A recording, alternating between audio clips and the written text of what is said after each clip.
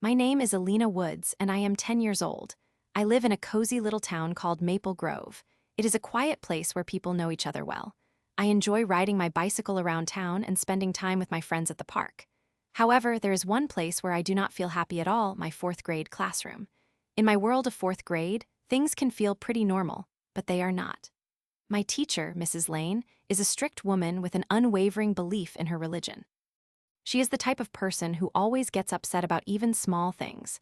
Whenever I make a mistake or stand up for myself, her voice feels like thunder in the room.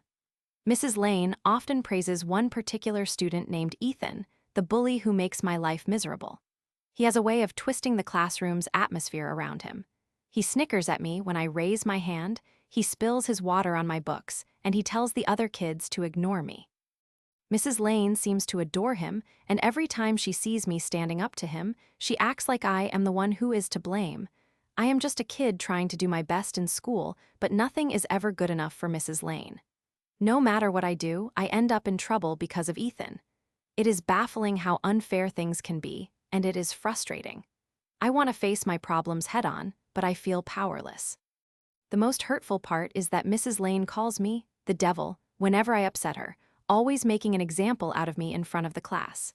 It feels like she thinks I am the villain in my own story. How can someone who professes to teach kindness treat me like this? Things came to a head one day in gym class. Ethan shoved me for what felt like the 100th time, and I finally snapped.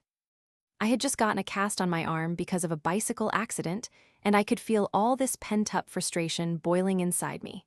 When he pushed me to the floor again, I took my arm and swung it at him, aiming with all my might. I didn't want to hurt him really, I just wanted him to stop. It might have looked like I was attacking him, but I just wanted to make him understand how it felt to be knocked down. The gym teacher, Mr. Smith, got in the way just in time, stopping me before things could get serious. Instead of recognizing my frustration, Mrs. Lane had made sure to punish me again. Later that day, I had to listen to her ramble on about how anger is the pathway to darkness, and how I had proven to her that I am just as bad as she thinks I am. She called me the devil loud enough for everyone to hear. It was absolutely humiliating, and as I stood there listening to her words, it felt like my whole world was crumbling. I wanted to scream and tell her the truth, that I wasn't the problem. I just wanted to survive in that classroom and get through the year. But then, a spark ignited within me. If she wanted to see me as the devil, then I would embrace it. I took a few weeks to come up with a diabolical plan that would leave a mark on Mrs. Lane that she would never forget. I started gathering all sorts of information about things that I knew she would find repulsive. I focused on psychics, tarot cards, and other supernatural practices that she would absolutely oppose, given her strict religious beliefs. I spent hours online, finding different services and pretending to be so innocent while doing it. After doing my research, I signed her up for each of these services, using her school-issued email address. I remember sitting there, giggling to myself as I clicked the subscribe button over and over again. I felt like a true mastermind. The thrill coursed through me as I imagined Mrs. Lane's reaction when she started receiving emails bringing forth voodoo spells or crystal readings. I could just picture her face, turning all red and her glasses slipping down her nose as she frantically tried to unsubscribe from the services. When the dust from the gym incident settled, I put my plan into action. I would sweeten my interactions with Mrs. Lane. I acted like nothing was wrong, pulling on the charm like a cloak around me. I plastered a bright smile on my face whenever we spoke, making my voice sound as innocent as possible, while deep down, I was delighted knowing the chaos I had created. Even Ethan began to feel the impact of my plan. Whenever he needed help with math, I would purposely give him the wrong answers. I provided him with wrong solutions while basking in Mrs. Lane's growing frustration. His grades began to drop dramatically, and I could see how worried it made him. With every test he failed, I felt a strange sense of joy. I was finally finding my own power, my own voice amidst all this turmoil. As the weeks went on, I began hearing rumors that there were new email protocols being put in place for teachers. This was the best news I could ever ask for. I thought to myself, I may not be a saint in this classroom, but I am definitely going to leave my mark.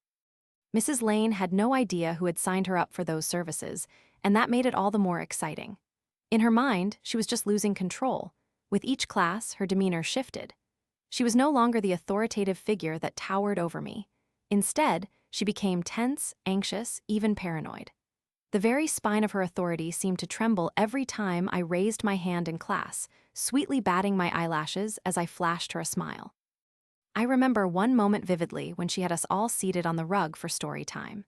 As she read, she started stuttering over words, and I could see her fidgeting with her papers. It was as if all the walls she had built around her had begun to crumble, and then came the day everything changed. We were in math class, and she had just finished explaining a particularly hard equation. Ethan raised his hand. The confident demeanor he usually wore had vanished.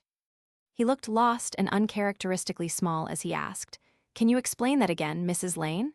I could see in her eyes that she had hit her breaking point. The level of control she expected from her students was slipping through her fingers like sand. At that moment, the classroom felt electric. I seized my childlike courage, holding my breath for what might come next. Mrs. Lane glared at Ethan, her mouth opening and closing like she wanted to say something but could not find the words. Suddenly, she burst out, "Why can't you understand anything? Are you all working together to make me look like a fool?" The unsettling silence that followed echoed throughout the classroom. Students looked around, surprised by their teacher's sudden outburst. Ethan made a quiet groan, and a few kids snickered in disbelief. In that moment of chaos, it became clear I had successfully derailed the very structure that kept us all in line. But just as I was fully convinced that my revenge had worked, I felt a pang of regret. I did not want to destroy her entirely. Even if she had treated me unfairly, it was not in my nature to want to ruin someone's life. I began to realize that perhaps this strategy had gone too far. Was the look in her eyes, that of disappointment and despair, worth the vengeance I had sought?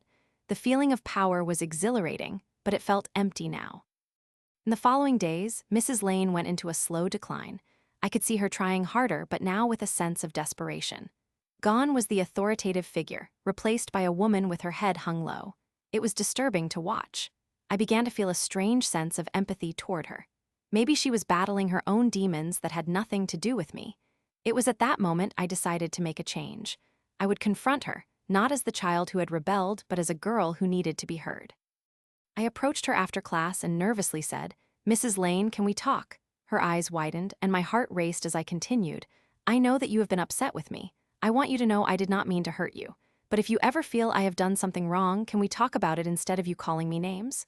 She blinked rapidly, seemed surprised, then sighed deeply.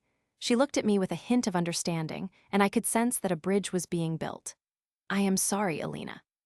I haven't been fair. I let my own frustrations with life cloud my judgment.